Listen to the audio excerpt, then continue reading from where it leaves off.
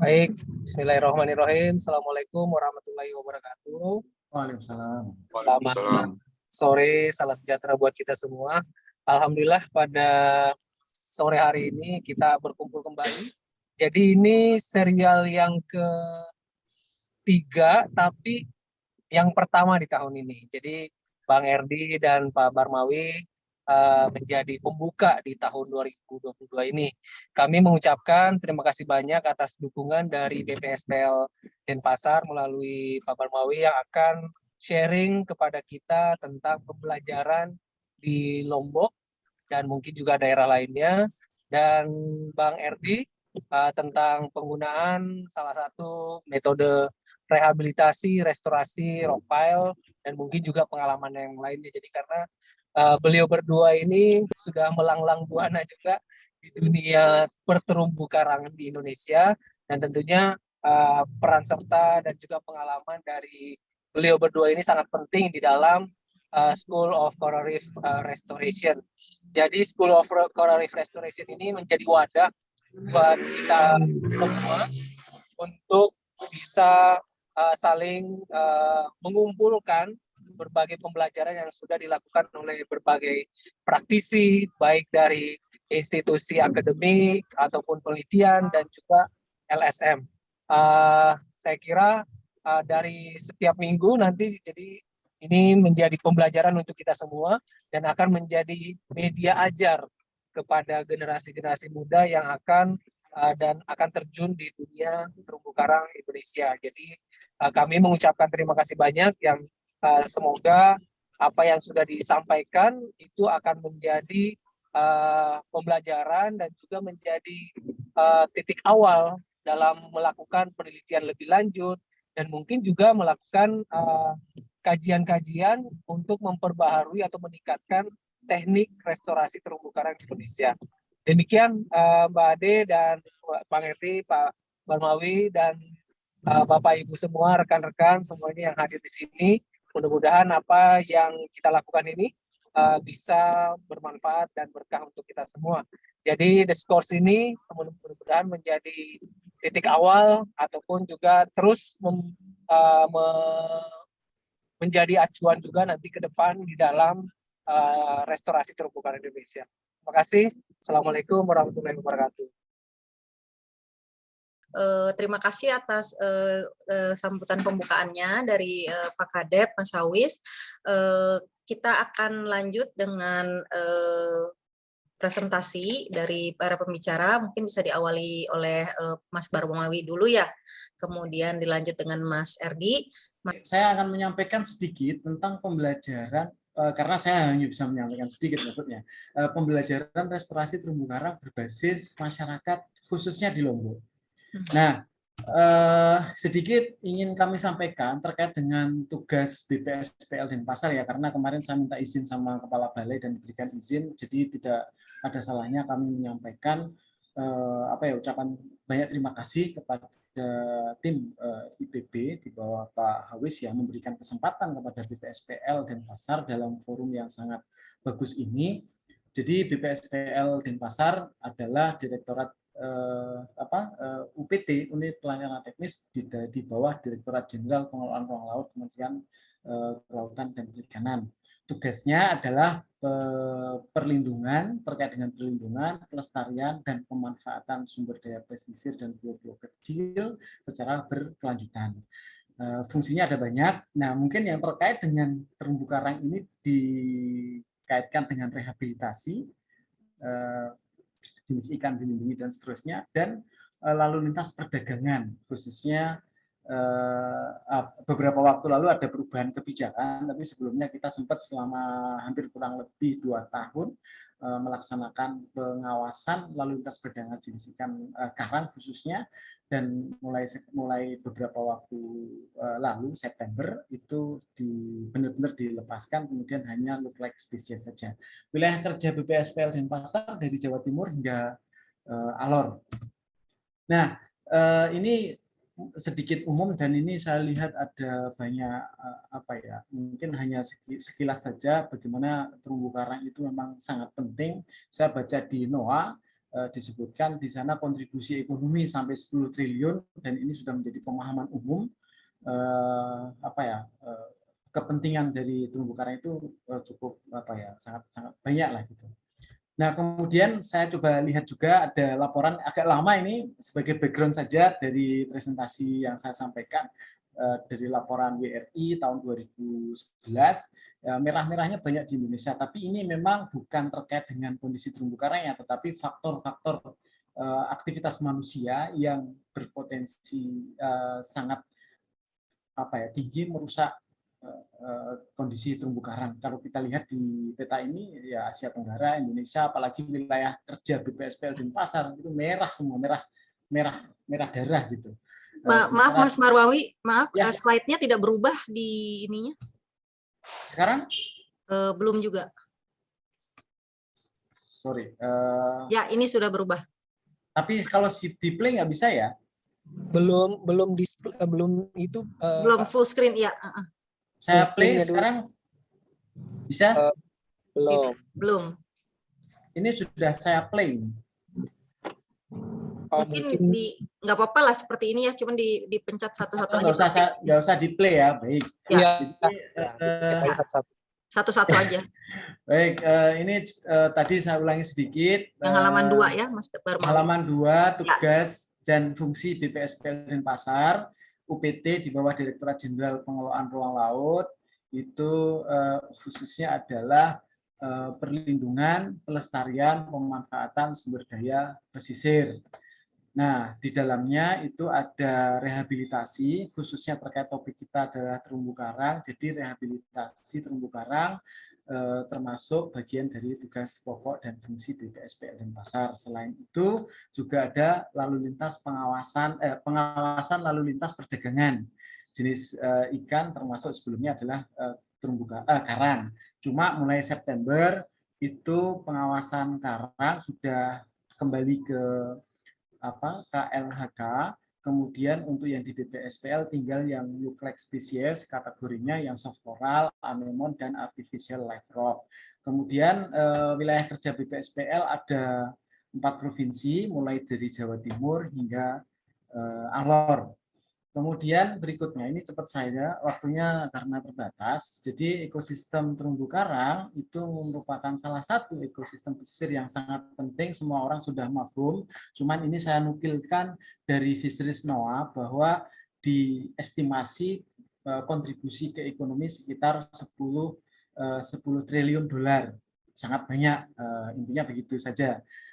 Cuma kepentingan ini menjadikan concern terhadap terumbu karang. Memang dari zaman dulu saya mulai mendengar tentang terumbu karang sampai sekarang terus-menerus mendapatkan fokus perhatian dari banyak pihak.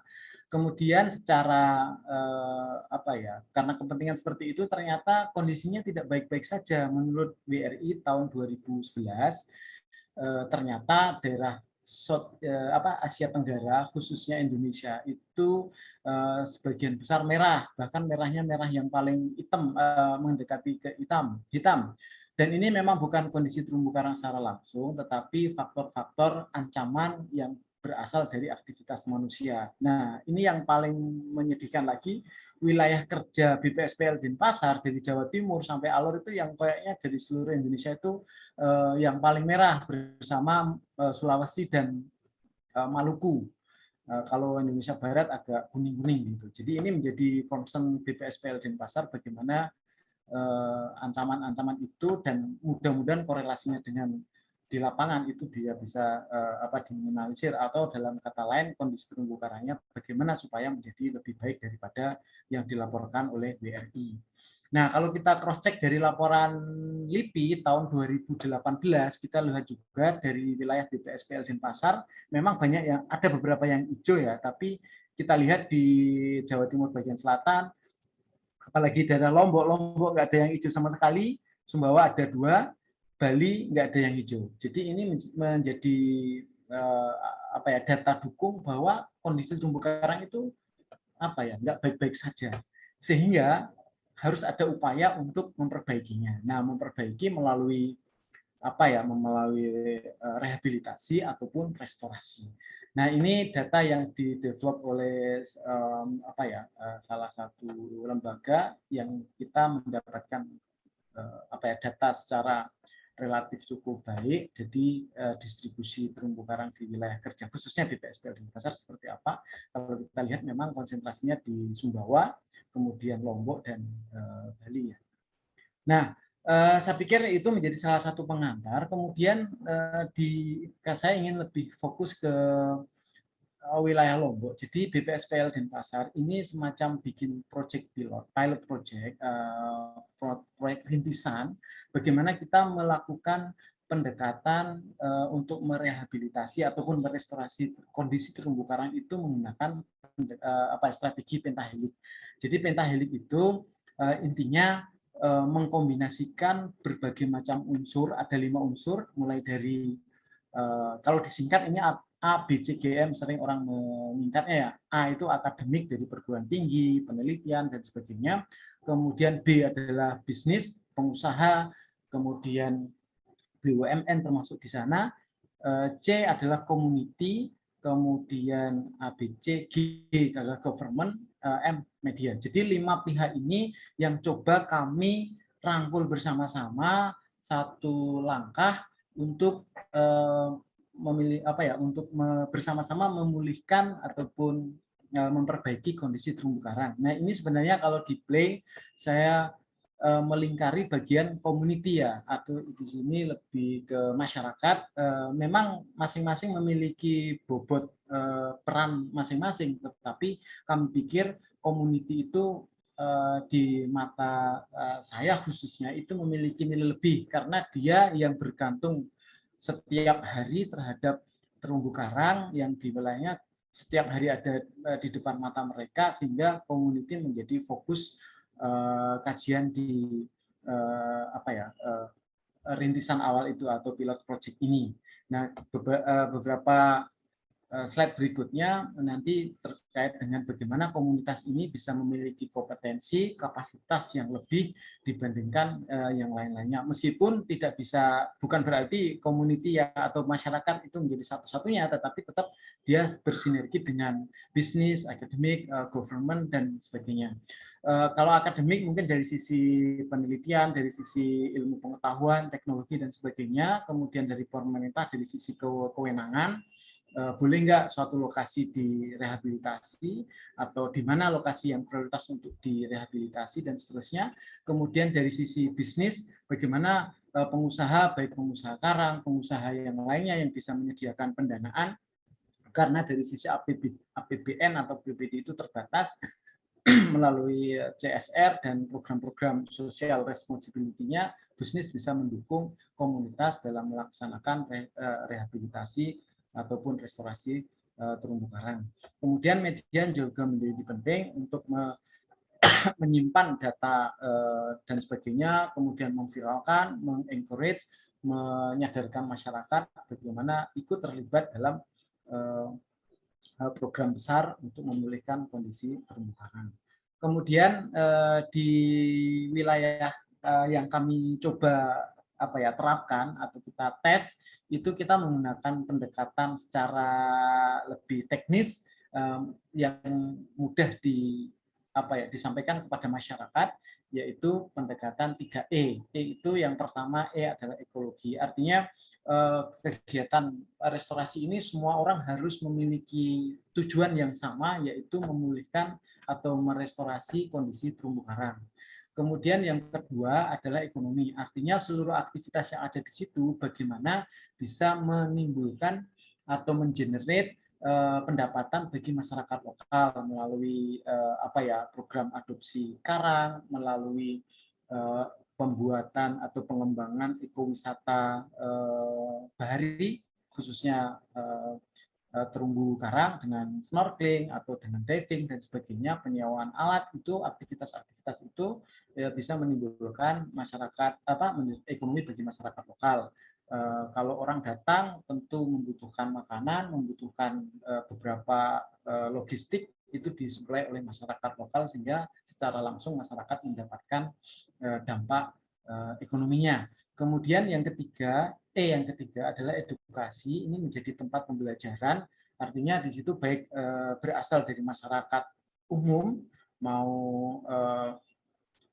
masyarakat umum maupun dunia akademik. Artinya di lokasi juga bisa menjadi lokasi restorasi ini bisa menjadi tempat pembelajaran. Misalnya ada mahasiswa yang mau PKL ataupun mahasiswa mau skripsi bisa melakukannya di lokasi yang kita coba buat.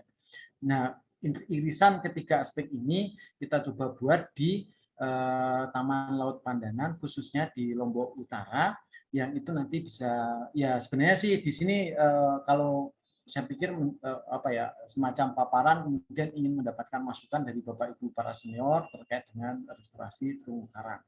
Nah, jadi ini kami ingin mencoba membuat semacam studi kasus di Taman Laut Pandanan, Lombok Utara. Jadi kalau kenapa namanya Taman Laut? Karena itu hanya sebagai marketing, karena ketika ingin menghasilkan ekonomi tentu harus banyak orang yang datang dan seterusnya, sehingga itu merupakan strategi pemasaran. Kemudian sebenarnya pada tahun 2019 itu KKP Direktorat Jasa Kelautan itu membuat sekolah pantai di lokasi itu. Sudah ada sekolah, dan ini merupakan secara tidak langsung kelanjutan dari sekolah pantai, dan lokasi ini merupakan jalur premium untuk wisata di Lombok, jalur antara Senggigi dan Gilimatra, dan dari Gilimatra juga sangat dekat, hanya sekitar 7 km, dan dari ibu kota provinsi, Kota Mataram, hanya 45 menit. Nah, ini tahapan yang sudah dilakukan mulai tahun 2019 sampai sekarang. Nanti coba saya sampaikan secara singkat saja. Jadi kondisi awal itu disurvei, termasuk bagaimana membuat rencana secara umum. Berikutnya yang itu melibatkan ya khususnya kami BPSPL Denpasar, kemudian ada komunitas penyelam-penyelam kita libatkan, dan kelompok masyarakat yang mereka belum bisa menyelam tetapi sehari-hari mereka adalah jago free diver karena memang setiap hari mencari ikan tapi tidak memiliki sertifikasi selam. Kemudian dilanjutkan dengan pembuatan kelompok karena kelompok yang ada belum kompatibel dengan rencana ke depan, sehingga diperlukan pembuatan kelompok diketahui oleh desa, kemudian DKP provinsi, dan juga melibatkan langsung pada saat awal itu pengusaha supaya tahu persis rencananya nanti seperti apa supaya bisa mendukung dari sisi pembiayaan. Nah, setelah terbentuk kelompok, ada pelatihan-pelatihan, meskipun itu lebih ke trial dan error ya, karena kekurangan sumber daya manusianya. Jadi kita melakukan latihan-latihan transplantasi karang, memang perlu mendapatkan masukan dari banyak pihak, kemudian alhamdulillah mendapatkan dukungan dana dari perusahaan untuk melakukan pelatihan selam. Jadi kelompok masyarakat yang sebelumnya tidak memiliki sertifikasi selam, dengan dana CSR kita undang instruktur sehingga bisa memiliki sertifikasi dasar open water dan sudah melakukan kegiatan-kegiatan rutin gitu, berupa transplantasi, latihan transplantasi, dan harapannya setelah itu akhir 2021 kemarin diberikan arahan oleh Kepala Balai untuk menyusun KKPRL, jadi konfirmasi kesesuaian pemanfaatan ruang laut, dan ini baru sekali, baru masih fresh ya, mulai bulan September. Jadi Direktorat Jenderal Pengelolaan Ruang Laut turunan dari Undang-Undang CK dan seterusnya, kemudian ada Peraturan Menteri Kelautan nomor 28 tahun 2021 itu bahwa setiap pemanfaatan ruang laut termasuk di dalamnya adalah restorasi, transplantasi karang, yang ada pembuatan media transplantasi dan sebagainya seperti di Bali kemarin tahun 2020. Sebenarnya ke depan kalau membuat hal yang serupa itu harus ada KKPRL-nya. Jadi konfirmasi kesesuaian pemanfaatan ruang ini tidak berbayar untuk tujuan-tujuan sosial ekonomi, tapi kalau untuk bisnis itu ada PNBP-nya. Nah, dengan pendekatan 3E tadi, dengan melibatkan pentahelik tadi itu ada 5 unsur itu, ini untuk konsep dasar bagaimana kegiatan yang awalnya sekolah pantai, kemudian melihat kondisi di salah satu pantai di Lombok Utara itu kondisinya nggak bagus, itu untuk menjamin bagaimana keberlanjutan dari program ini bisa diharapkan lah begitu. Artinya tidak terlalu menggantungkan dengan APBN, tidak menggantungkan 100%, tapi kalau ada dana dari APBN bagus, ada dari APBD bagus, tapi lebih ke dari CSR perusahaan, tetapi sebenarnya yang disasar adalah sustainable financing, bagaimana 3E tadi itu antara ekologi, tujuan restorasi, kemudian ekonomi. Jadi kalau masyarakat dari aktivitas itu bisa menghasilkan uang, kemudian uangnya sebagian digunakan untuk dikembalikan untuk merestorasi, itu jadi semacam self financing, itu yang diharapkan. Cuman itu tidak bisa serta merta harus berproses dalam waktu yang lama. Jadi dari 2 tahun terakhir ini saya pikir keterlibatan dari 5 unsur dalam pentahelik itu sudah ada, tetapi memang perlu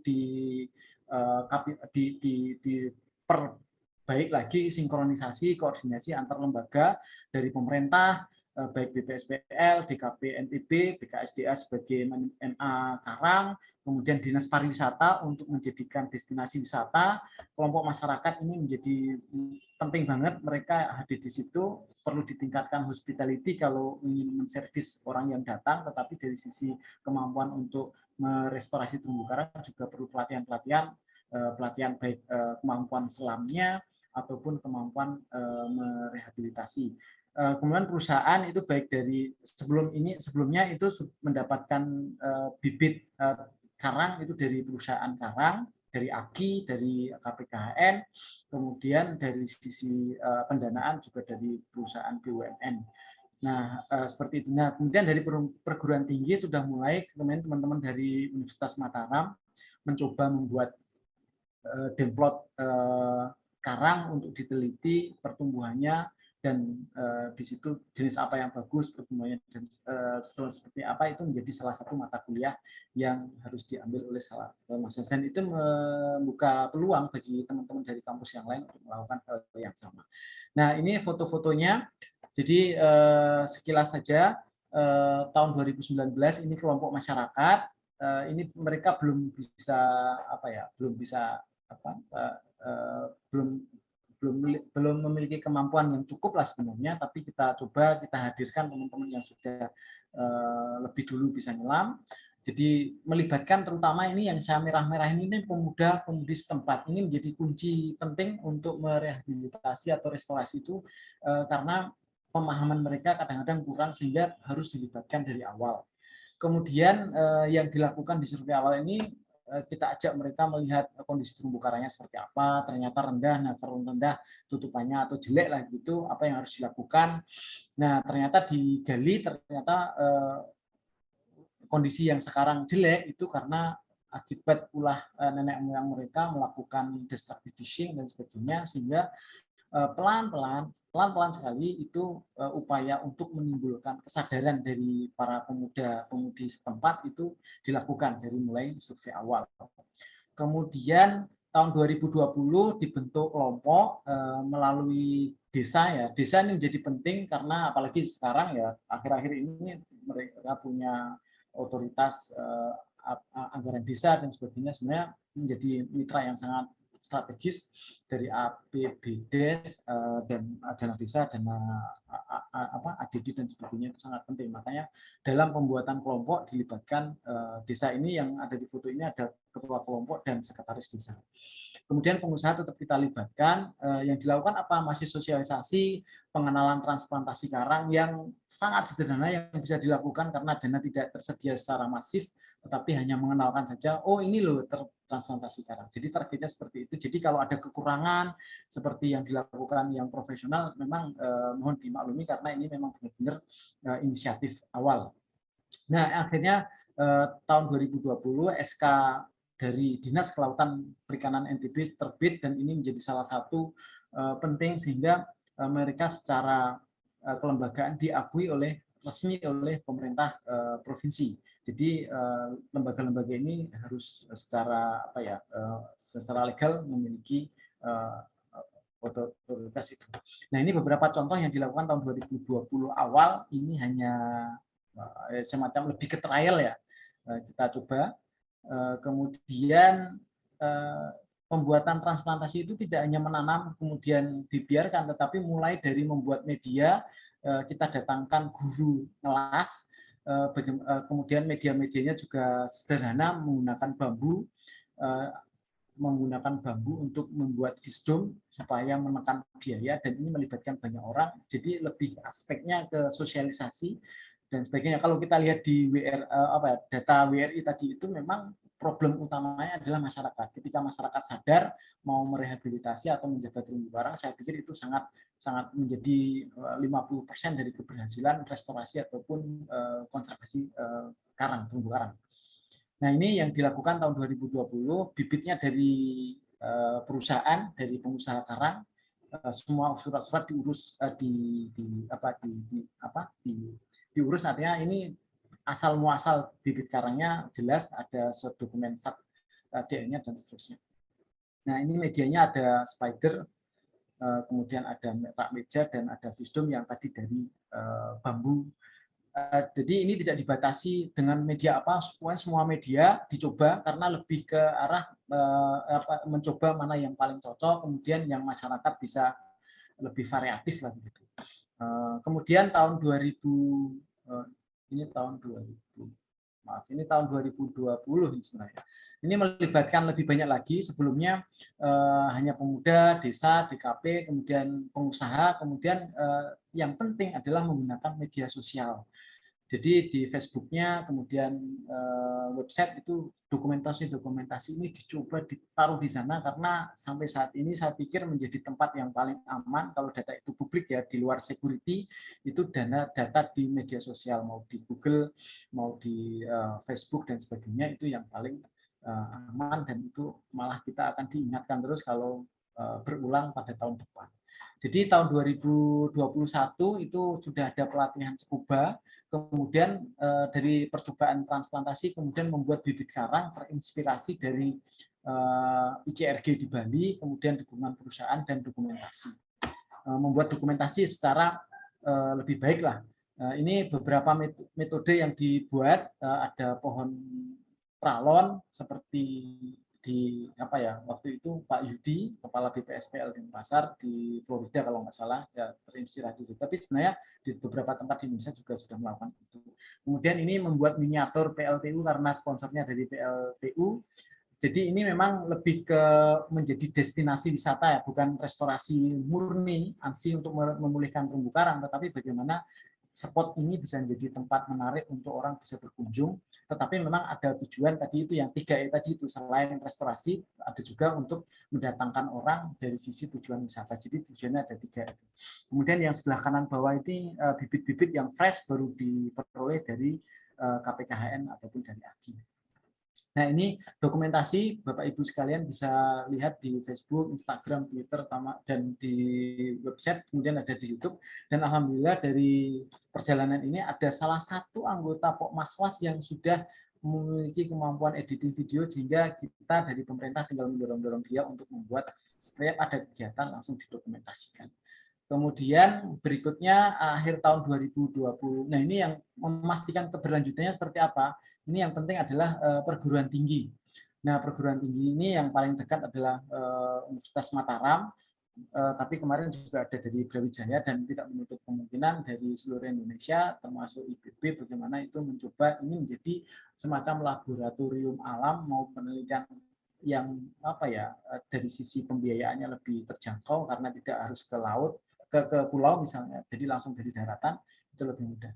Nah, kemudian yang dilakukan ini masih dalam proses membuat KKPRL-nya, konfirmasi kesesuaian pemanfaatan ruang laut, sehingga secara legal ada perlindungan atau kepastian hukum dari ini. SK-nya nanti yang keluarkan adalah Menteri Kelautan Perikanan langsung.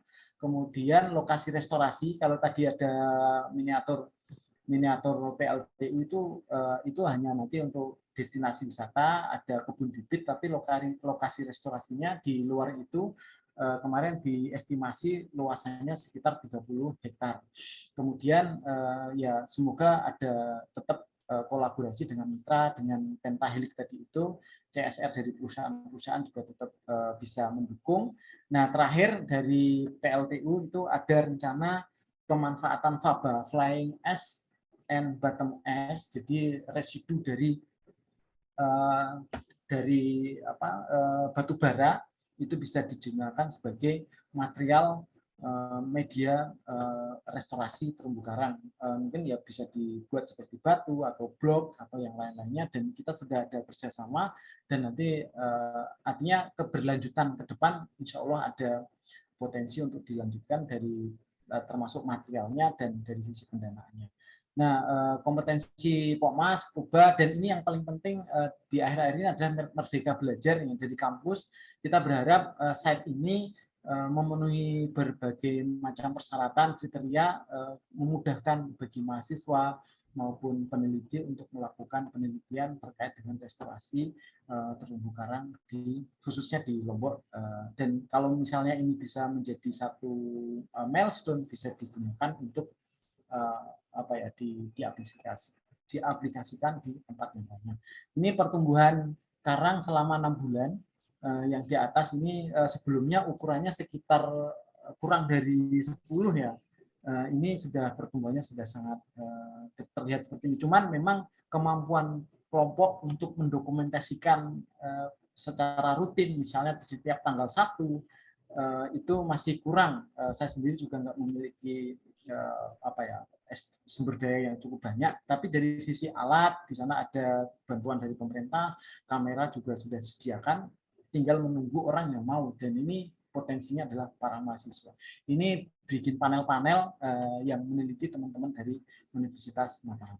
Demikian yang bisa saya sampaikan, kurang lebihnya mohon maaf, dan mohon masukan dari Bapak Ibu sekalian.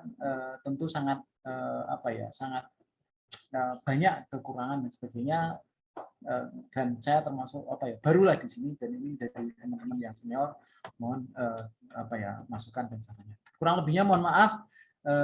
Saya akhiri. Assalamualaikum warahmatullahi wabarakatuh. Saya kembalikan kepada Mbak Razak ya. Ya. Kembalikan. Ya. Waalaikumsalam ya, Pak Barmawi, terima kasih banyak atas pemaparannya, banyak sekali poin-poin yang menarik. Nanti insya Allah akan kita bahas bersama-sama. Saya sudah ada beberapa pertanyaan dari chatroom, juga sudah ada kawan kita, senior kita yang sangat aktif bertanya ya, Mas Reda ini sudah langsung mengajukan pertanyaan. Nanti sama-sama akan kita bahas. Selanjutnya kita persilahkan dulu pertanyaan, silakan yang ingin masuk melalui chatroom atau nanti bisa raise hand pas kesempatannya dibuka. Mari kita lanjut kepada presentasi yang akan dipaparkan oleh Saudara Muhammad Erdi Lazuardi dari WWF Indonesia dengan judul sharing pengalaman dengan Rock Pals di Alor ya. Silakan Mas Erdi, waktu dan layar dipersilakan. Baik, terima kasih Mbak Ade. Saya coba menyapa dulu ya. Salam sejahtera dan sehat-sehat, serta semangat selalu bagi kita semua. Senang sekali bisa hadir di sini untuk berbagi, dan terima kasih banyak ya atas kesempatannya. Untuk Mas Hawis tadi sudah dibuka, dan terima kasih juga dihubungi Mas Begin untuk share ya, berbagi pengalaman di sini dengan rekan semua. Terima kasih juga Mbak Ade yang memoderatori kegiatan ini, dan kita bisa jumpa juga dengan para senior di sini. Ada Mas Riza, ada Mas Veda, Mas Anton, dan rekan-rekan semua yang mungkin nggak bisa disebut satu persatu. Tapi ada juga tuh buddy seumur hidup saya tuh, Bang J di sini. Senang juga. Jadi kesempatan ini jadi kayak ajang reuni juga ya. Dan semoga ini bisa jadi bagian dari amal kita ya untuk mencari dan memberi yang terbaik sesuai moto kampus kita. Nah, perkenalkan, saya Erdi dari WWF Indonesia. Saya kebetulan kalau di IPB itu alumni ITK 32 ya. ITK 32 dan FDC 13. Dan senang juga saya bisa tandem di sini sama Mas Barmawi yang merupakan rekan juga pernah di WWF dulu, dan salut dengan Mas Barmawi dan BPSPL dengan program rehabilitasi karang di NTB ya. Sebelumnya suara saya jelas kan ya? Oke. Jelas RD. Jelas. Jelas ya. Biar lebih jelas, izin matiin video dan saya share presentasinya.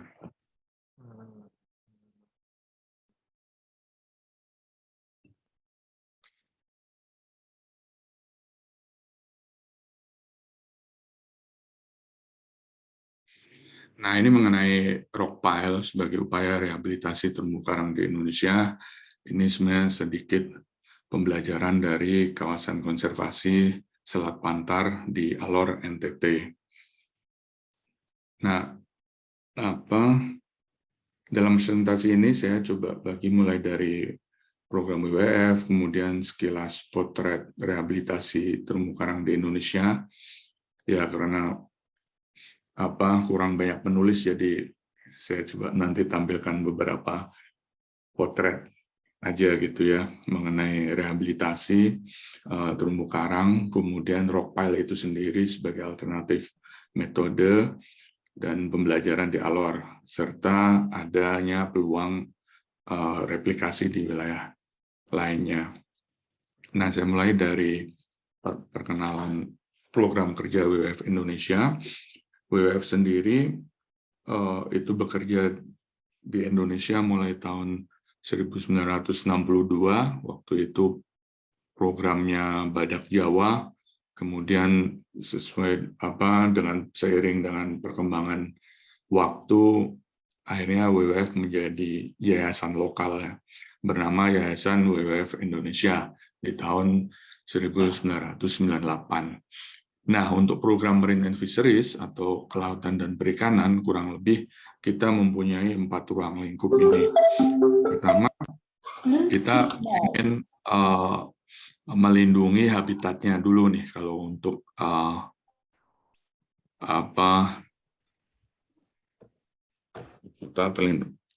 saya jadi baca chat, jadi hilang konsen.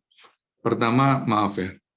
Pertama mengenai perlindungan kritikal habitat. Jadi kita pengen melindungi habitatnya, ekosistem yang ada, terumbu karang, lamun, mangrove gitu, melalui pengembangan dan pengelolaan kawasan konservasi.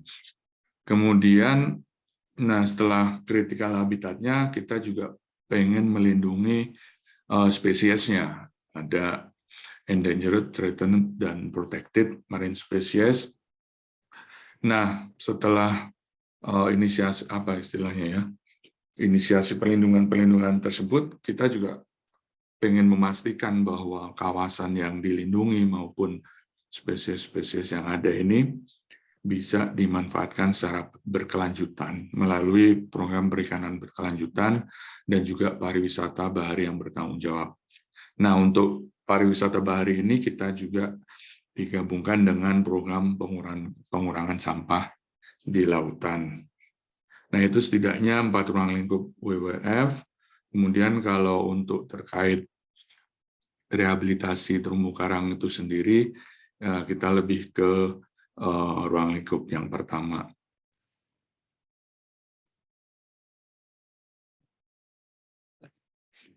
Nah, ini sedikit istilah ya antara restorasi dan rehabilitasi. Yang kita pahami itu kalau restorasi itu lebih ke mengembalikan sebaik mungkin ke kondisi awal gitu ya, secara ideal gitu.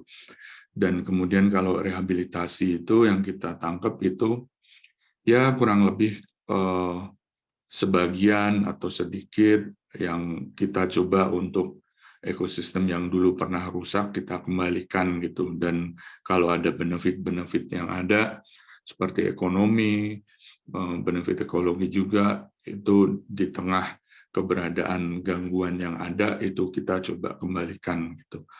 Nah, tapi kita mudah-mudahan nggak berkutat pada istilah dan kita bisa move on lah gitu ya.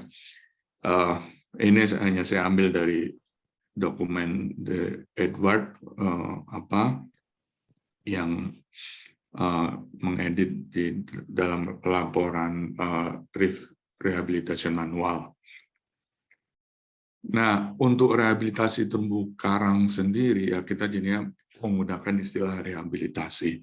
Itu seenggaknya ada 2 artificial reefs, kemudian coral transplantation, dan yang ketiga adalah kombinasi dari keduanya.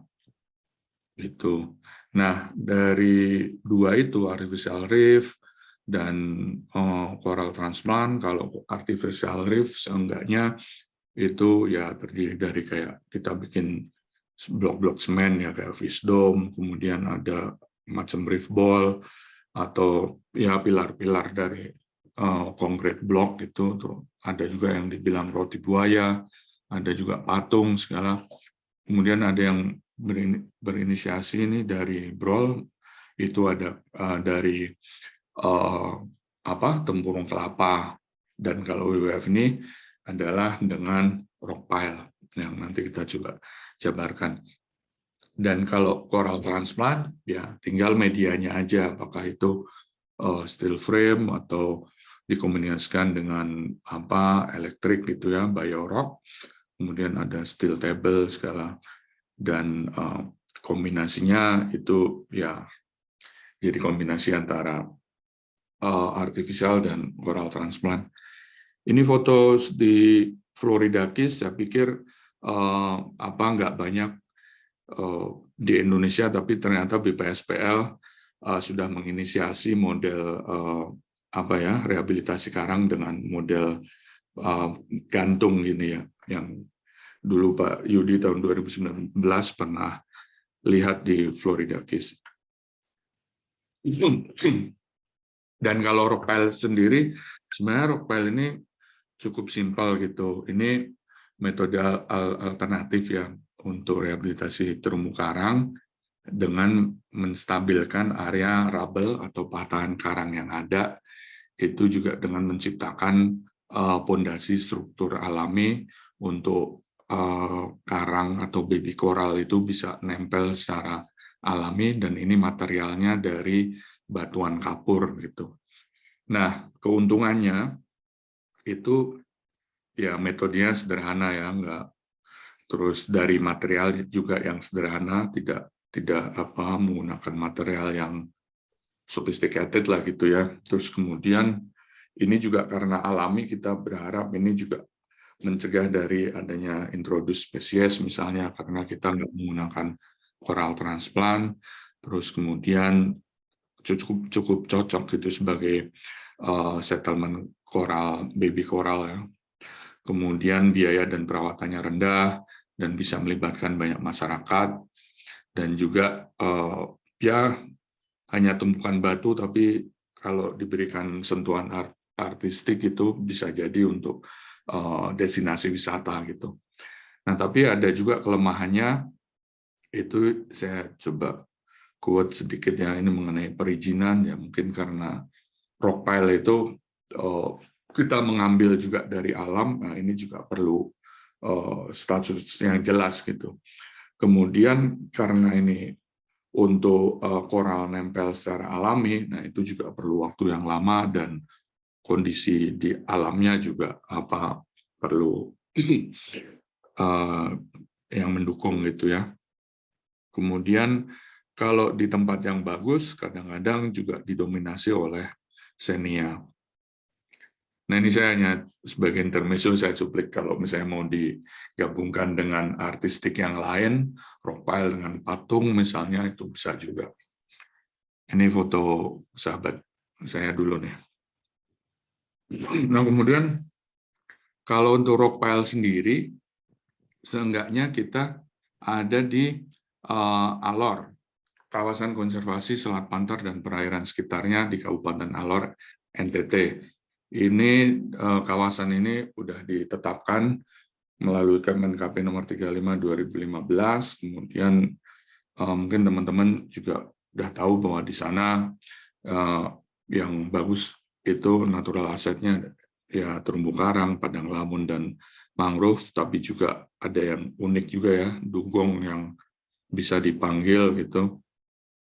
Kemudian penyu juga, dan komunitas perikanan terutama untuk perikanan karang dan pelagis kecil juga ada unik juga, ada penangkapan treasure shark di sana yang coba untuk dikelola dengan baik. Ada kawan-kawan treasure shark Indonesia juga berkegiatan di sana. Dan secara musiman tapi masih susah ditebak ya, nggak seperti yang di Nusa Penida itu ada ikan mola atau sunfish di sana. Nah, tapi juga ada ancaman di sana ya, bom ikan gitu. Jadi memang ada beberapa lokasi yang kena dampak bom ini. Salah satunya di Pulau Kangge. Nah, Pulau Kangge ini cukup remote dari Kabupaten Alor itu sendiri gitu.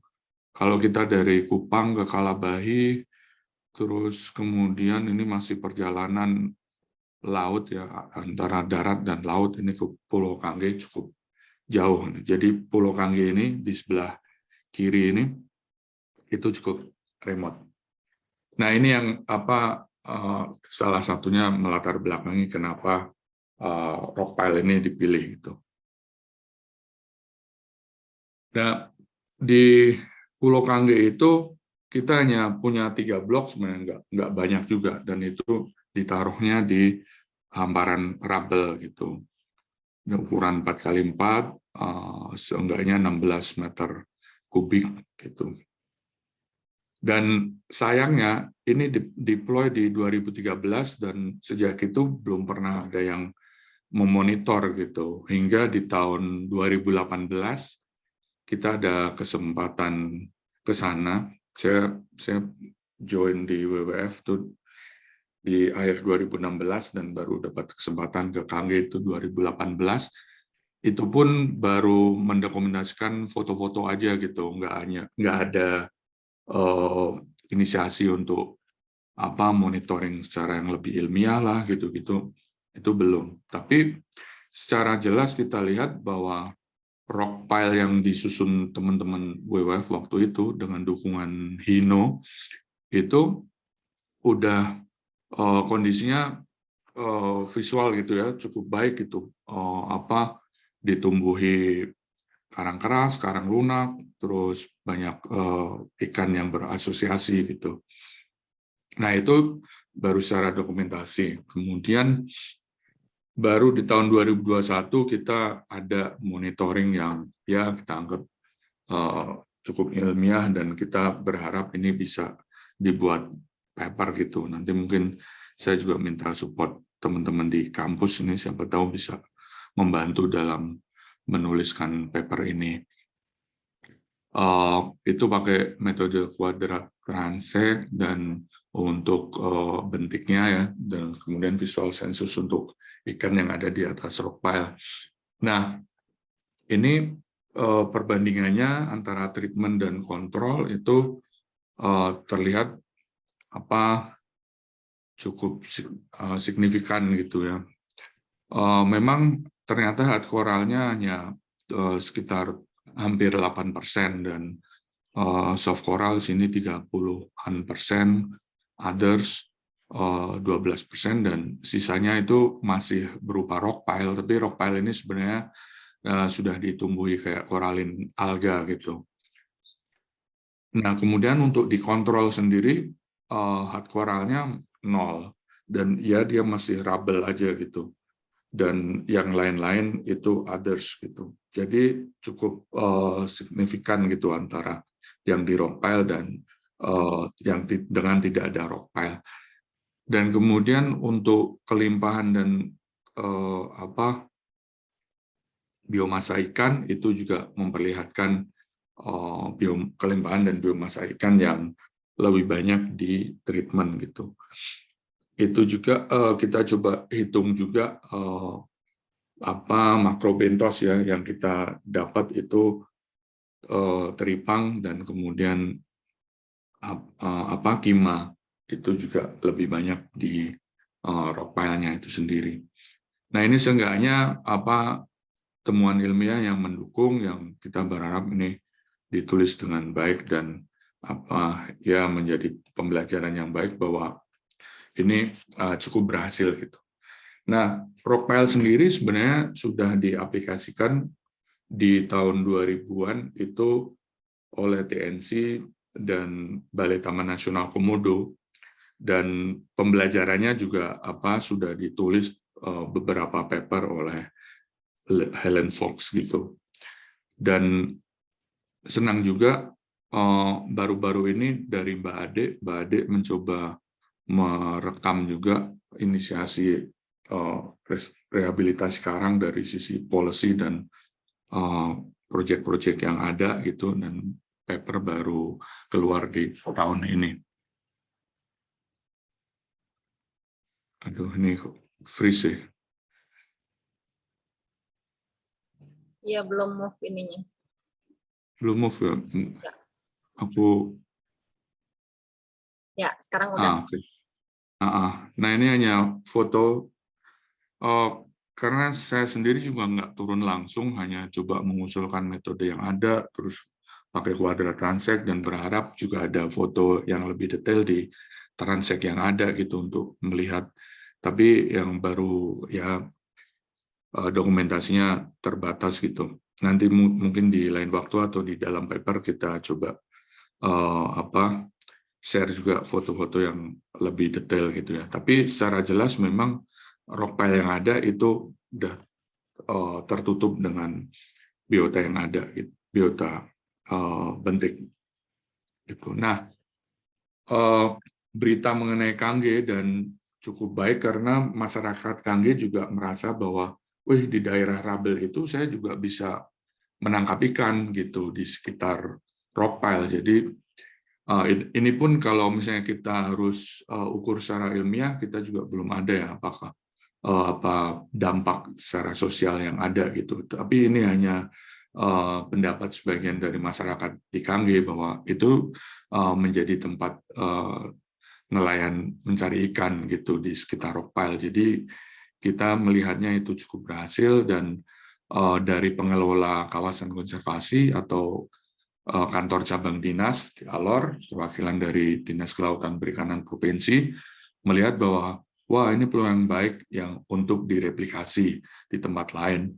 Dan yang diusulkan oleh KCD ini Pulau Buaya, di mana Pulau Buaya di Alor itu terkenal salah satunya karena ada yang masih beraktivitas dengan bom ikan gitu. Dan ini sudah dideploy dan kita berharap nanti bisa dimonitor dengan baik. Tapi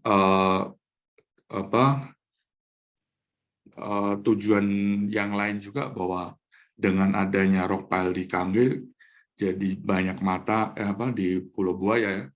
Jadi banyak mata untuk melihat Pulau Buaya juga, sehingga nelayan yang tadi yang ngebom gitu jadi ya kalau orang timur bilang kayak malu hati gitu ya untuk melakukan itu. Dan kita berharap memang ini sebagai salah satu upaya penyadartahuan masyarakat juga untuk arti penting terumbu karang, dan dari terumbu karang ini juga bisa mendapatkan manfaat secara berkelanjutan. Nah, ini bersyukur didukung oleh Burung Indonesia dan beberapa rekan NGO di sana, ada Taka dari Semarang, kemudian ada Treasure Shark dan Aliansi Bahari Alor juga, di samping juga dari Pemkab Alornya itu sendiri dan Pemprov NTT melalui KCD Alor. Dan peluang yang lain saat ini sedang diinisiasi itu oleh WWF dan para mitra, dan juga WWF di Malaysia dan Filipina. Tapi untuk Rockpile ini replikasinya ada peluang antara WWF Indonesia dan Malaysia, itu di Derawan dan Tun Mustafa. Itu ini didukung oleh EU Project dan belum mulai sih, sudah disetujui, tapi saat ini sedang diinisiasi, dan ini berharap juga cukup berhasil gitu. Nah, itu aja dari sharing pengalaman mengenai Rockpile. Jadi meskipun sederhana, kita hanya melihat bahwa ini lebih simpel dan bisa melibatkan banyak masyarakat gitu, dan poinnya tidak perlu mahal untuk rehabilitasi, tapi ya memang ada biaya di situ yang kita nilai itu low budget gitu ya. Kemudian beyond dari inisiasi ini ya masyarakat turut andil dalam konservasi serta timbul kepedulian yang baik dan sama-sama menjaga terumbu karang ini sebagai aset alami yang memberi manfaat kepada masyarakat juga. Jadi itu yang bisa saya sampaikan. Saya kembalikan ke Mbak Ade. Over. Terima kasih. Ya, terima kasih banyak untuk. Oh ya. Ya. Mbak Ade, kalau ada waktu sedikit saya share filmnya ya. Ya, boleh. Cuma sebentar. Ya, silakan.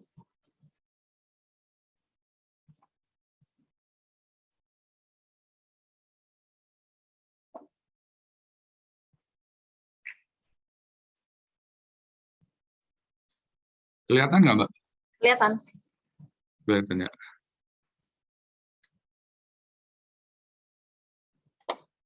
Ini awalnya 2013 ngambil batuan yang dulu masyarakat memang ambil gitu, terus ya upaya dikembalikan.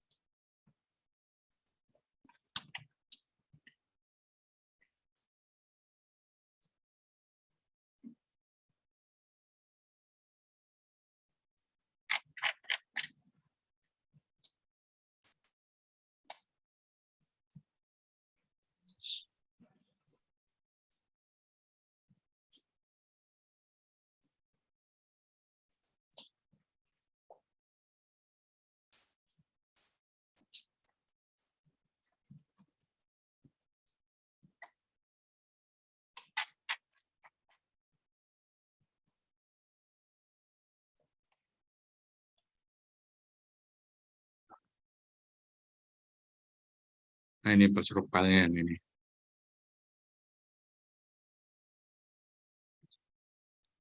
Ini bukan profil.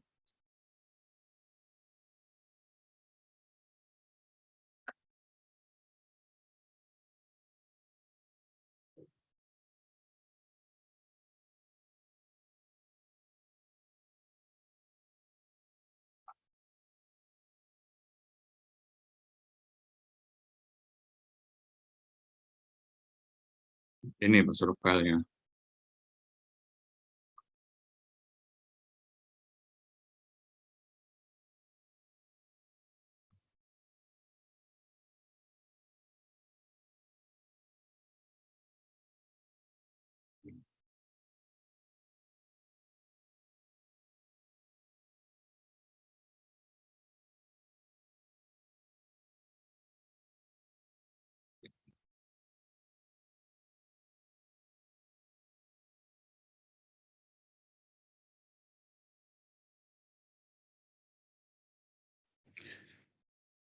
Oke, demikian presentasi dan sedikit videonya.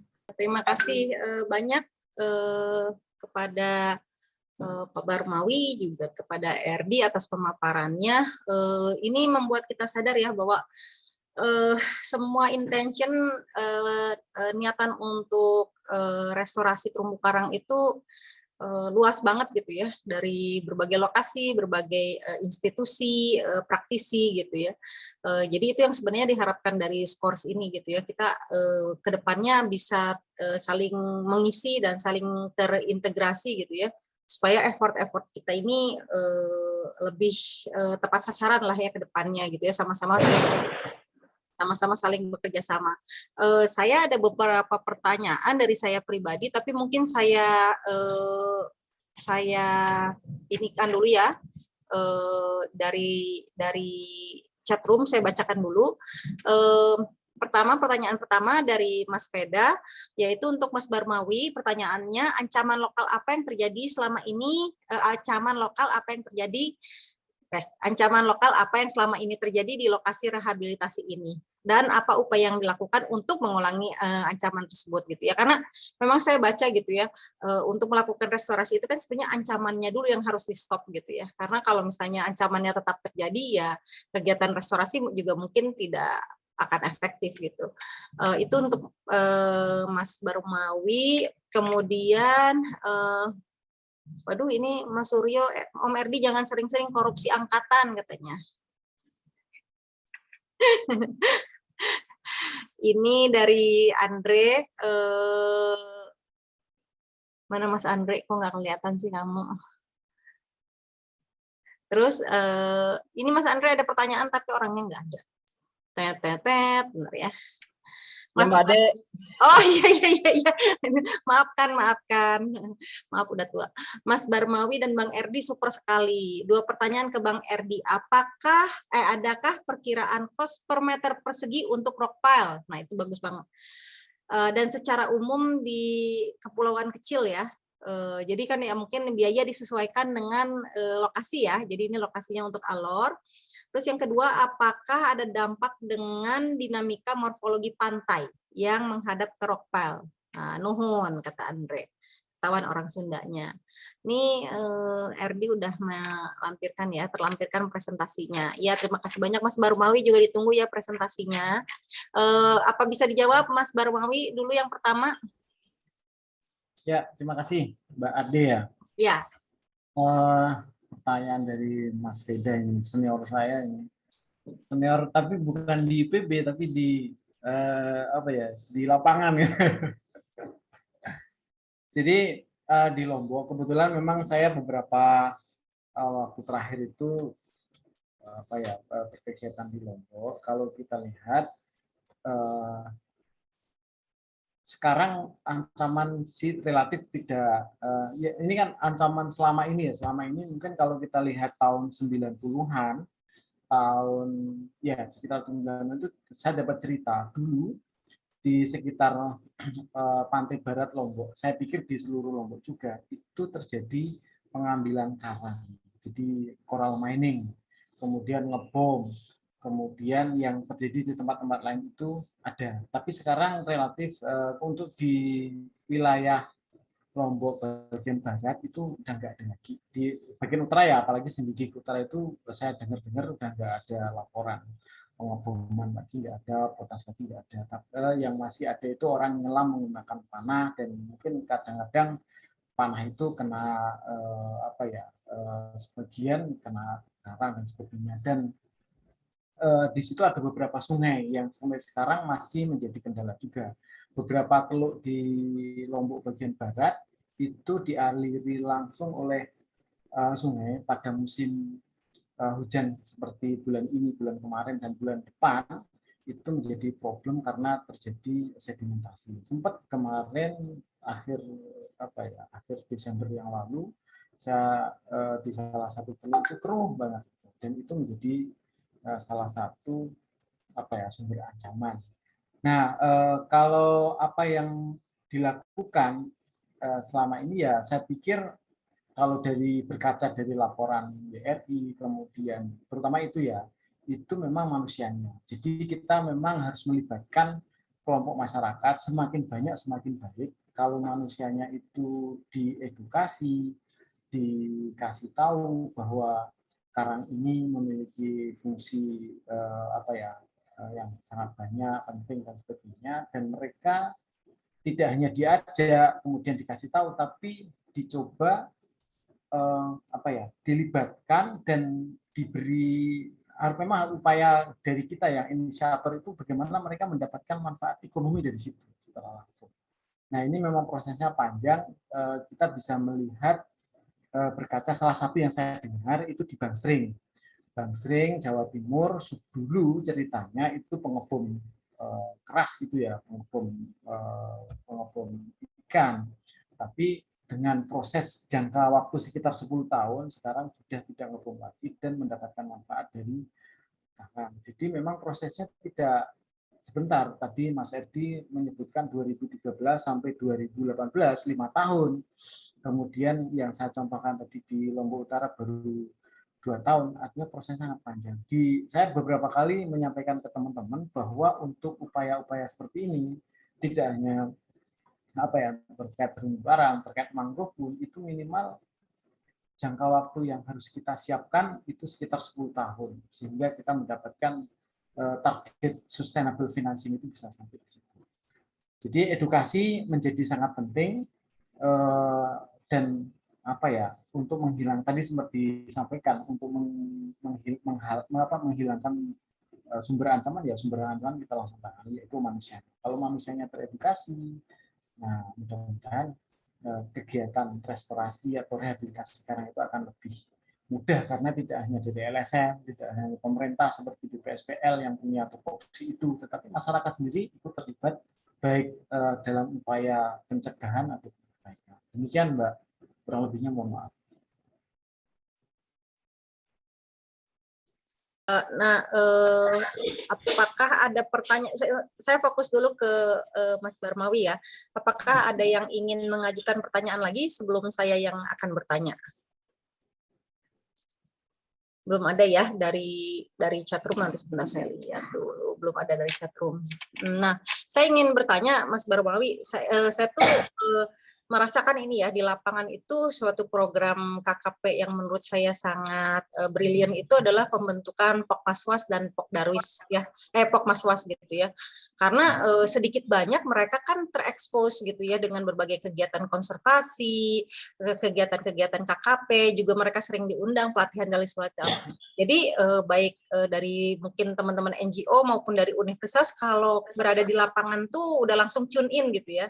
Jadi menurut saya program ini yang tadi Mas Barmawi tekankan bahwa ini adalah program awalnya pengenalan dulu deh supaya mereka tahu deh gimana caranya, gimana sulitnya, gimana kesadaran akan konservasi itu kan ya itu tadi ya dilihat cost-nya gitu ya. Kalau mereka lihat oh ini susah banget ya, ternyata bikin ininya mahal juga ya. Jadi oh ternyata segini loh kalau kita ngerusak terumbu karang ini ada itunya. Nah, yang saya ingin tahu apakah tadi kan ada 2 pertanyaan. Nah, transplant yang dibikin di nursery table itu ya di rak transplantasi itu, apakah akan terus ditransplantasikan ke misalnya terumbu yang udah mati gitu ya, masih strukturnya ada di situ, untuk ditempelkan ke situ untuk menjadi terumbu atau belum ada atau gimana tahapan selanjutnya atau berakhir di rak transplant saja.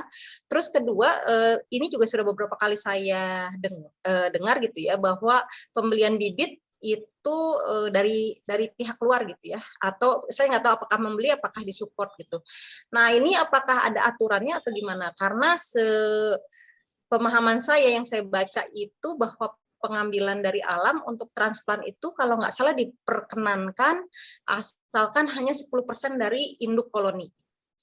Nah ini saya ingin tahu apakah sekarang untuk fragments itu harus membeli gitu atau boleh mengambil dari alam. Jadi 2 pertanyaan itu Mas Barmawi, silahkan. Terima kasih banyak. Baik, terima kasih pertanyaannya. Jadi yang pertama terkait dengan Pokmaswas. Jadi Pokmaswas memang itu adalah kelompok masyarakat dibentuk berdasarkan peraturan Menteri Kelautan Perikanan. Jadi di dalam Kementerian Kelautan Perikanan itu ada 5 kelompok masyarakat yang binaan. Yang pertama Pokmaswas, kelompok masyarakat pengawas. Dia tugasnya untuk membantu pemerintah dalam mengawasi dan melakukan pemulihan kondisi sumber daya kelautan. Kemudian yang lainnya nanti bisa dilihat sendiri ada Poklasar, ada KUB, ada Pokdakan dan sebagainya. Tapi concernnya yang paling dekat dengan PRL itu memang adalah Pokmaswas dan itu legal diakui oleh pemerintah dan dibina secara formal. Kemudian terkait dengan bibit, itu bibitnya yang kami kebetulan 2020 itu kan mulai dibuka perdagangan karang. Kemudian masing-masing perusahaan karang itu memiliki kewajiban untuk merestocking, mengembalikan kepada alam sebesar 10% dari BMP yang dia batas maksimum produksi yang dia produksi. Misalnya perusahaan A itu memproduksi 100 misal 1000 lah, 1000 pieces sekarang transplantasi gitu ya, budidaya, kemudian 10%-nya harus dikembalikan kepada alam dan itu dilakukan melalui kegiatan-kegiatan transplantasi. Nah, kami yang dilakukan beberapa di BPSPL, ada yang di Jawa Timur kalau nggak salah, ada juga di Bali, di Lombok itu mendapatkan bibit dari itu, dari dari perusahaan, dan itu legal, dokumennya jelas, ada namanya kalau dia perpindahan antar zona BKSDA itu ada namanya SATDN, Surat Angkut Satwa Dalam Negeri. Nah, itu ada dokumennya.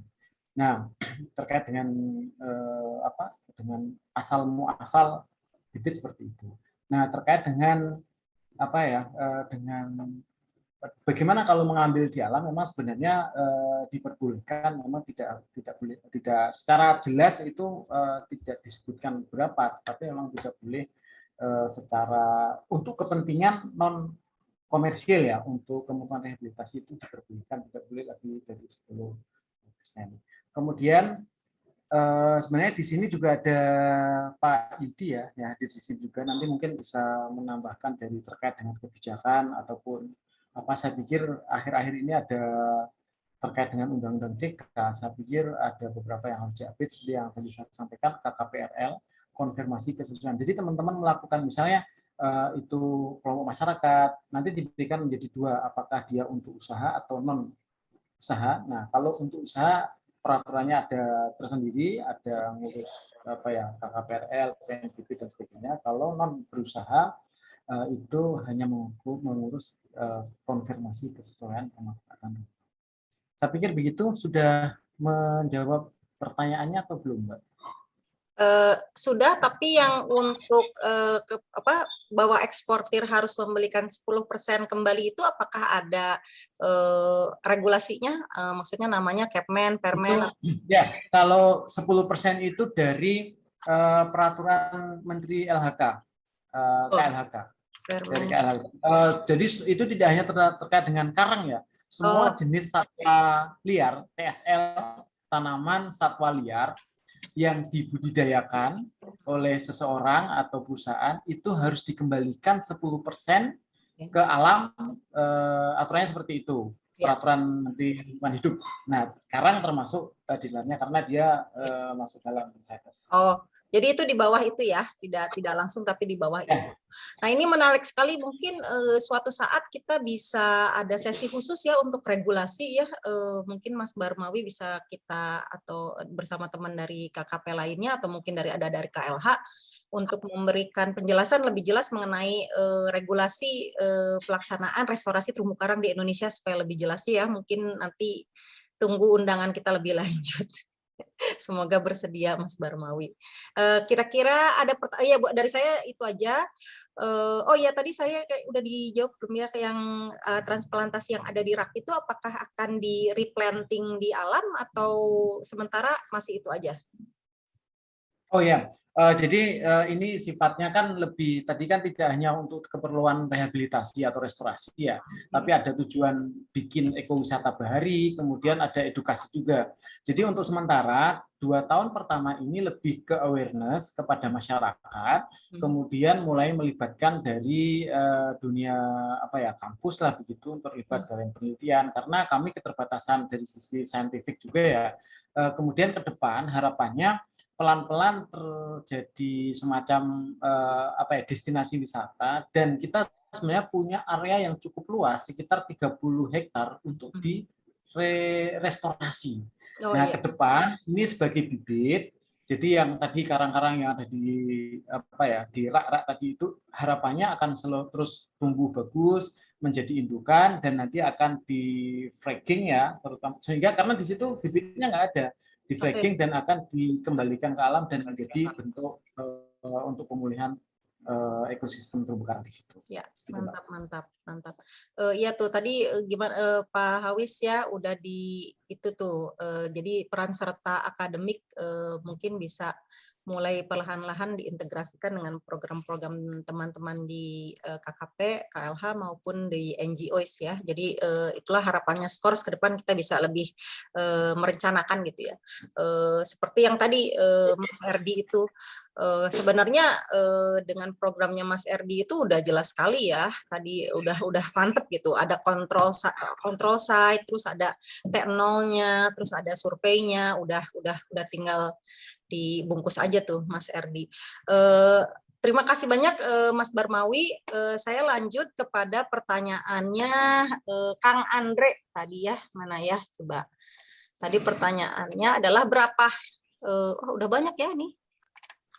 Sebentar ya, nanti pertanyaan yang masuk saya itu ya. Berapa perkiraan cost per meter persegi untuk Rockpal? Dan ini ya untuk spesifik untuk di kepulauan kecil. Mungkin maksudnya Andre adalah secara kos kesananya, terus beli batunya dan lain sebagainya. Terus apakah ada dampak morfologi pantai gitu? Ya maksudnya kayaknya apakah si Rockpal ini mengganggu alur hidrodinamika ya? Mungkin kayak gitu nggak sih? Yang menghadap ke Rockpal gitu. Tapi ini kayaknya tadi agak cukup dalam ya, 7 meter kalau nggak salah dengan jarak 100 meter dari pantai. Tapi silahkan Mas Erdi mungkin lebih lengkapnya bisa dijawab langsung. Ya, terima kasih banyak ya pertanyaannya. Ini yang masih jadi tantangan deh, yang khususnya yang pertanyaan kedua. Nah, pertanyaan pertama dulu, ini juga sama sih. Mengenai harga itu nggak bisa ditentukan nih, gitu. Waktu pembelajarannya di Kangge, saya sendiri nggak mengikuti ya, waktu deployment awal yang saya tangkap itu bersama masyarakat di sana, terus kemudian dengan ya kegiatan kayak FGD atau macam penyadartahuan masyarakat gitu, dan gimana nih pada akhirnya gimana apakah batuan limestone rock yang masyarakat angkut dan ternyata terbengkalai itu apakah bisa dikembalikan ke laut gitu. Nah, saya nggak tahu apakah itu dihargai kayak berapa per meter kubiknya menjadi berapa, atau ini sebatas voluntary terus kemudian kita kayak membayar cost transportnya segala macam ya. Tapi ini menarik nih, nanti kita coba gali, tapi saya mohon maaf nggak bisa ngasih kepastian gitu ya mengenai kisaran itu. Nah, untuk di Derawan itu juga kasusnya sama, kita belum tahu nih harganya berapa. Yang kita inisiasi saat ini kita baru kayak promoting bahwa ini ada inisiasi untuk Rockpile, kemudian di satu tempat di Maratua kalau nggak salah itu ada potensi rock yang bisa dimanfaatkan gitu. Nah, nanti bagaimana kesepakatannya ini yang perlu dibangun, termasuk nanti perizinannya segala macam, termasuk juga kayak AMDAL-nya ya, karena kita mengambil sesuatu tentu ada dampaknya gitu, dan kita ingin mengeliminir dampak yang ada sekecil mungkin gitu ya. Itu untuk masalah harga, jadi mohon maaf kita belum bisa nggak nemu gitu harga yang benar-benar ada, jadi perlu dieksplor di masing-masing lokasi gitu mengenai itu. Dan syukur kalau misalnya ada kesepakatan yang dibangun itu jadinya cukup menekan cost juga kan gitu, karena lebih banyak voluntary-nya gitu, jadi nggak beli barang gitu. Nah, tapi itu kita masih pikir bahwa itu relatif masih lebih murah dibandingkan dengan metode lain seperti tadi ya spider frame misalnya, kita perlu masih mengelas besinya, terus kemudian mendatangkan besi itu dari suatu tempat ke tempat yang remote tadi gitu, itu juga perlu cost. Walaupun semua metode itu punya pros ya, kayak pros and cons gitu ya, dan masing-masing punya tujuannya juga gitu. Itu untuk tadi harga tadi. Nah, kemudian yang kedua, saya juga minta maaf ini kita belum punya kajiannya juga apakah itu juga mungkin yang saya tangkap ini misalnya bisa mengurangi laju ombak terus kemudian mengurangi abrasi gitu ya. Mungkin kalau penempatannya itu cukup banyak gitu, itu bisa gitu menjadikan tempat di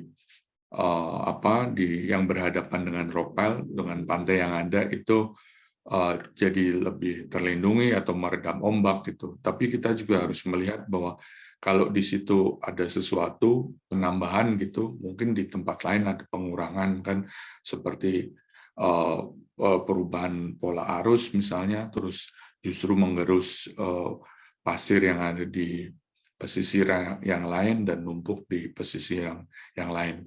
Dan ini memang mohon maaf juga belum ada kajiannya ya. Tapi yang terpenting sih kita kalau di lokasi rubble di mana memang itu diduga rubble itu dari aktivitas manusia, kita masih bisa mencoba mengembalikan kawasan itu dengan baik karena dulunya rusak dan kita coba kembalikan.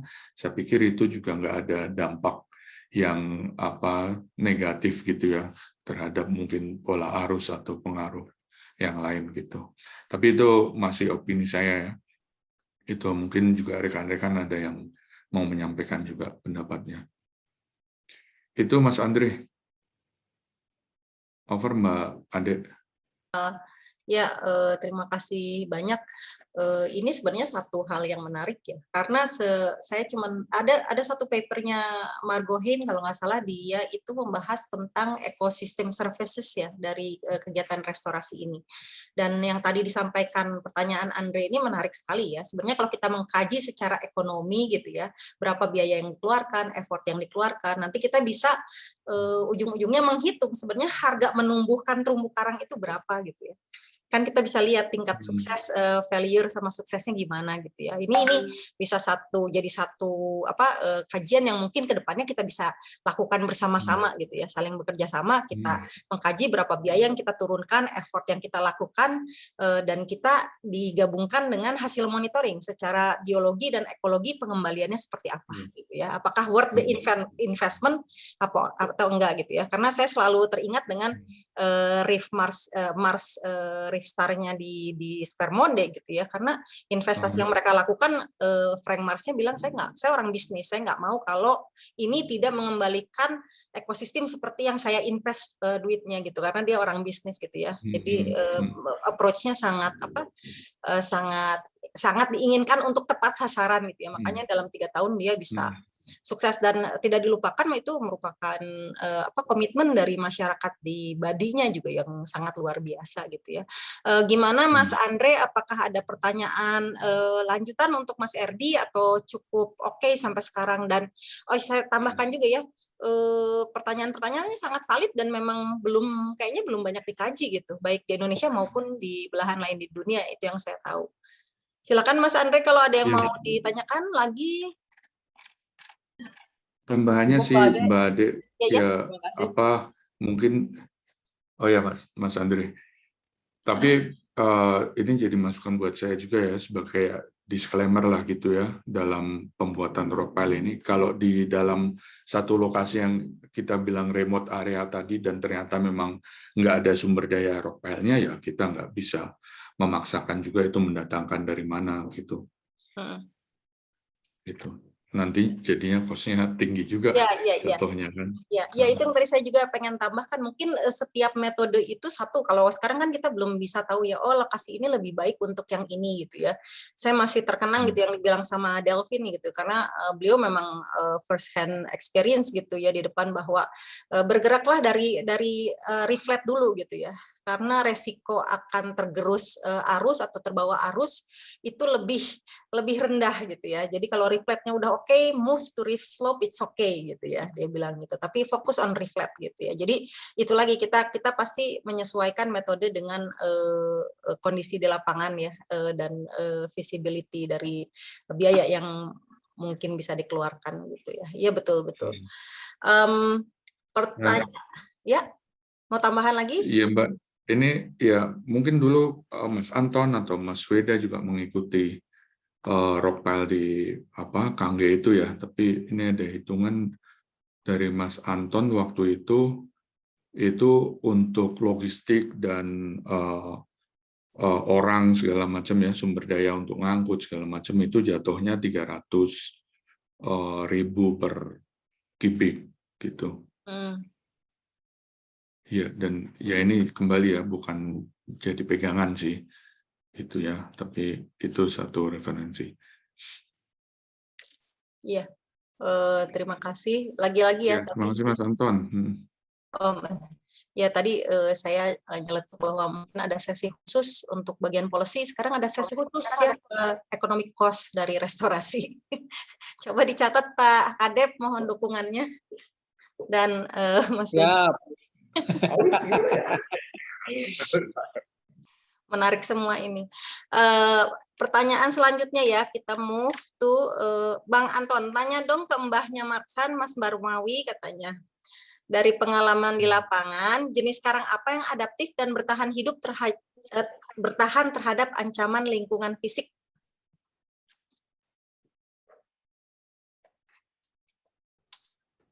Ya, terima kasih Mas Anton, Mbak Ade ya. Jadi Mas Anton ini senior saya juga, senior semua ini. Jadi ini ujian. Seniornya Marsan juga ya Mas B. Ya. Jadi ini memang kalau jawaban saya sih tadi sudah saya sampaikan tergantung dari lokasi ya. Jadi saya batasi, saya kan bukan dari background teman-teman ini, background kan biologis dan sebagainya. Saya dari daratan.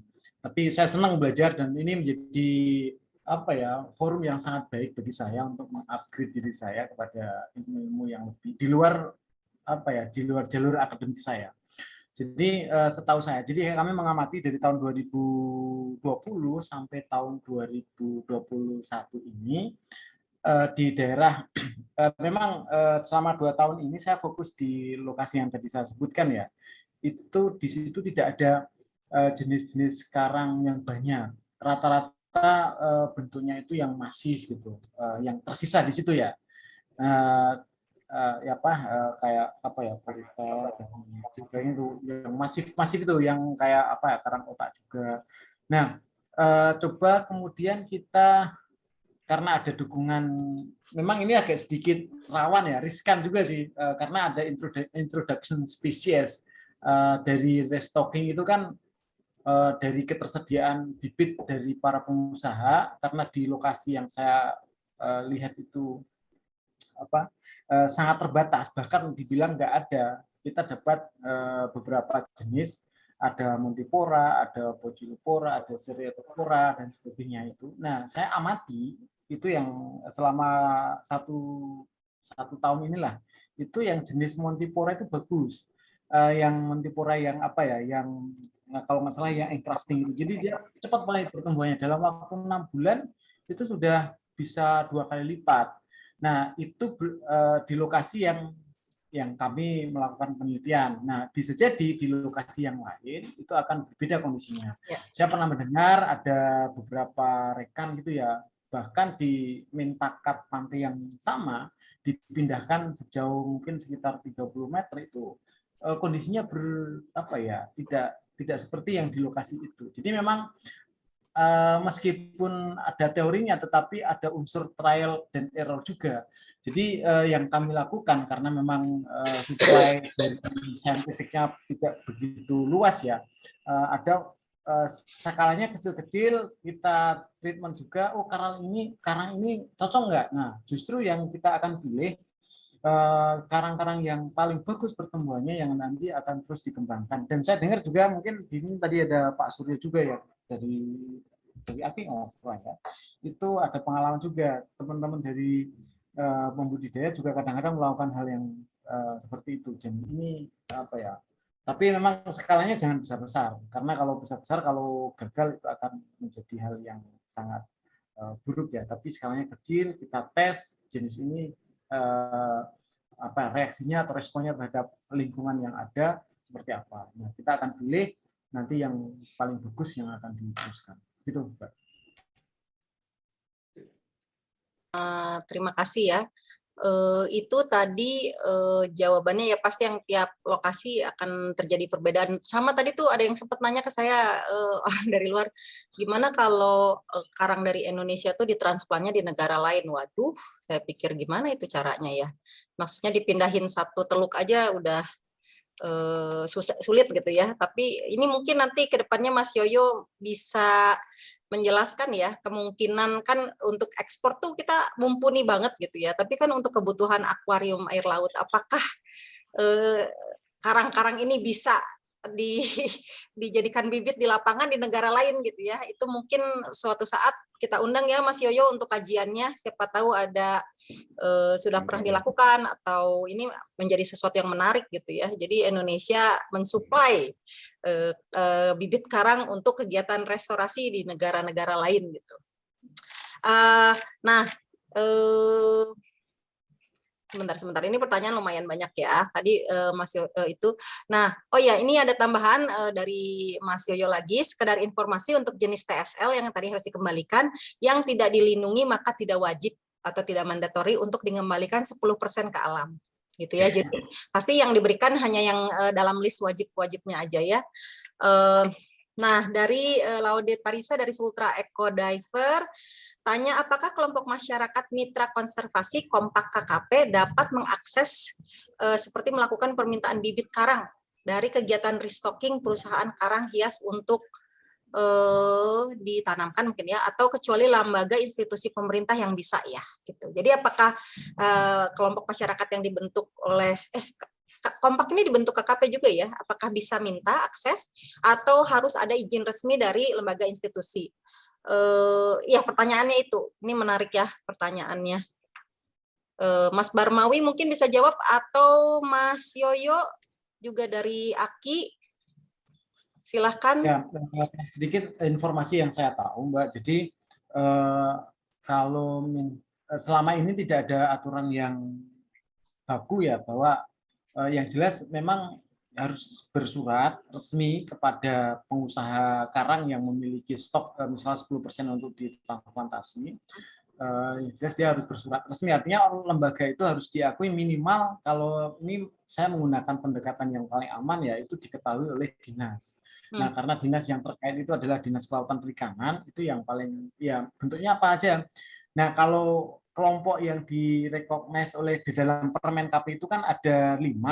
Sebenarnya Kompak sendiri itu memang kelompok masyarakat binaan Ditjen PRL secara khusus, tetapi memang tidak ada di dalam permen khusus ya. Tapi memang dia dibentuk oleh oleh Direktorat Jenderal Pengelolaan Ruang Laut itu, tetapi nanti pengesahannya itu biasanya tetap ke Dinas Kelautan dan Perikanan Provinsi. Dan kalau sudah direkognize oleh pemerintah terkait, bisa terutama paling bagus ya Dinas Kelautan Provinsi ya, itu nanti bisa mengajukan permohonan untuk melakukan restocking dengan disertai proposal di mana, kapan, dan sebagainya, itu asal jelas saja. Tapi setahu saya seperti itu. Ya. Mas Yoyo, apakah ada tambahan? Mbak Ade, saya lagi di jalan. Oh, siap. Ya, mungkin Next time ya, next time. Ya, Mbak Ade. Tadi kan nanti ditagih ya sama kita Mas Yoyo, utang-utangnya banyak. Kok bisa utang sih ceritanya? Utang sama adik kelas, Bu. Siap.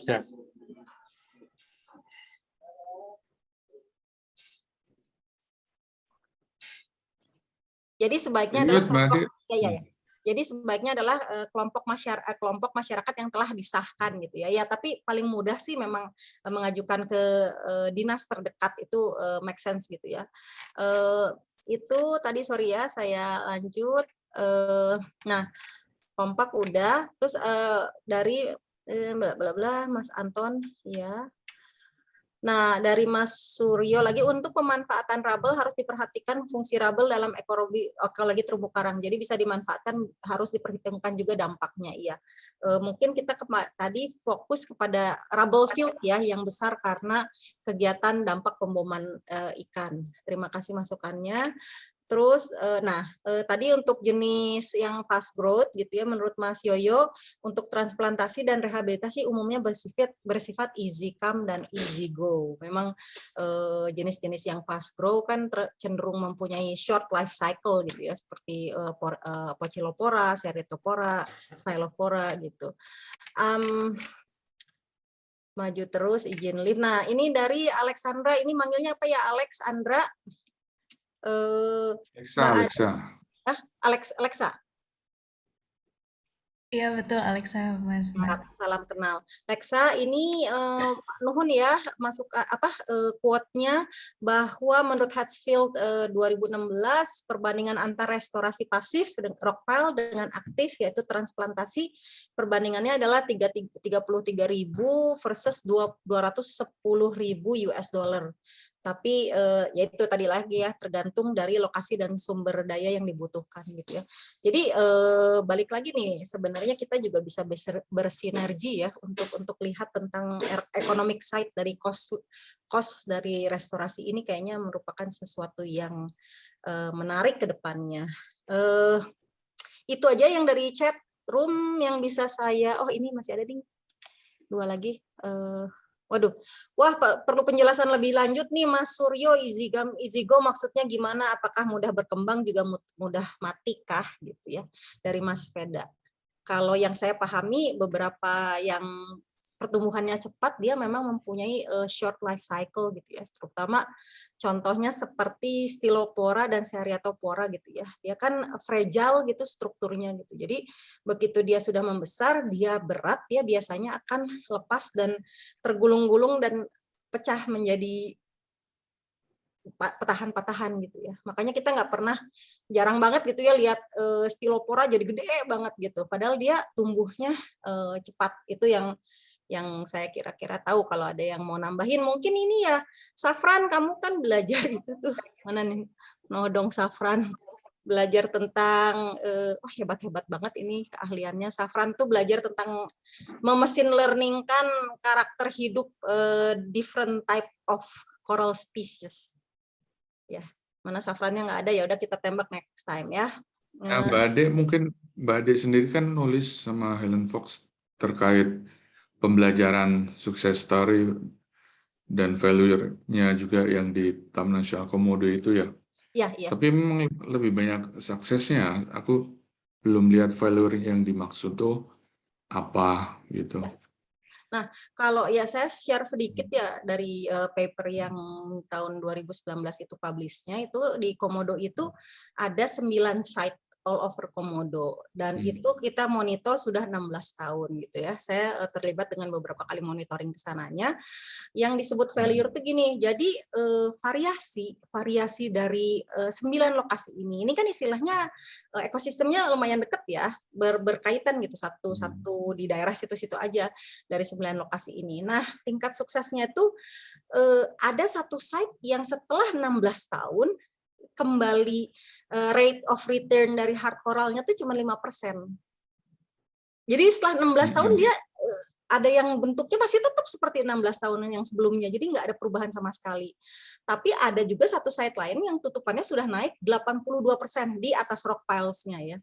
Jadi ada yang di atas rock piles-nya itu cuma baliknya 5%, ada yang udah sampai 82% gitu ya. Ini yang nggak dipahami gitu ya. Apa hidrodinamika apakah atau karakter perairan apakah yang menyebabkan ini gitu ya. Karena Helen ini kan menempatkan rock piles nggak cuman saya mau nempatin di sini gitu ya. Karena dia melalui proses sepanjang 2 tahun untuk trial and error gitu ya, di mana larva akan settling dalam jumlah yang banyak, di mana daerah-daerah yang larva itu cuma lewat doang. Karena kan kita tahu di Komodo tuh arusnya kenceng banget. Jadi 9 site ini udah best at that time udah best case scenario yang akan diharapkan restorasi berhasil gitu ya, karena kan big investment banget waktu di Komodo itu ya. Kalau kita lihat scale-nya Helen itu kan luar biasa gitu ya, besar dan banyak gitu ya. Saya tuh dengar dia kalau nggak salah sampai 1000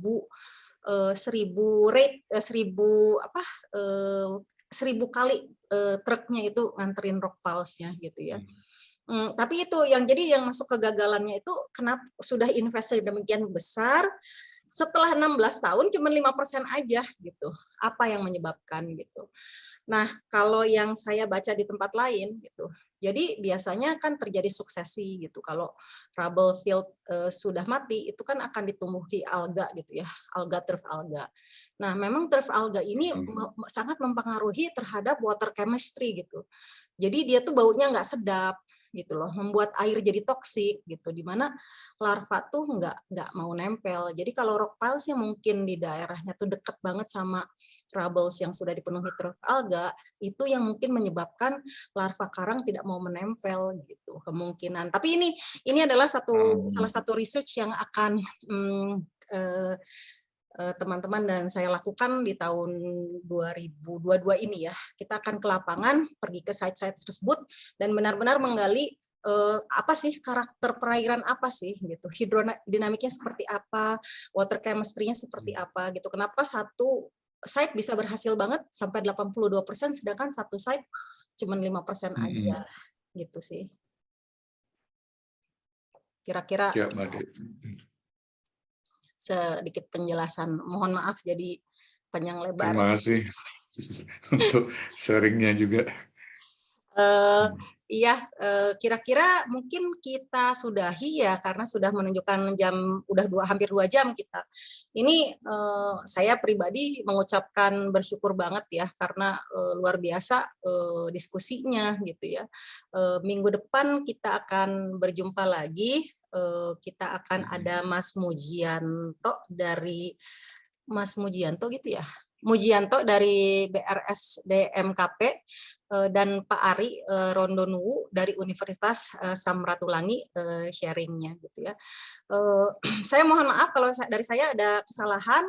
Mungkin minta izin Mas Hawis untuk menutup kegiatan ini dan saya mengucapkan terima kasih sekali untuk Mas Erdi, Mas Barmawi dan semuanya. Saya mohon maaf kalau ada kesalahan. Terima kasih banyak.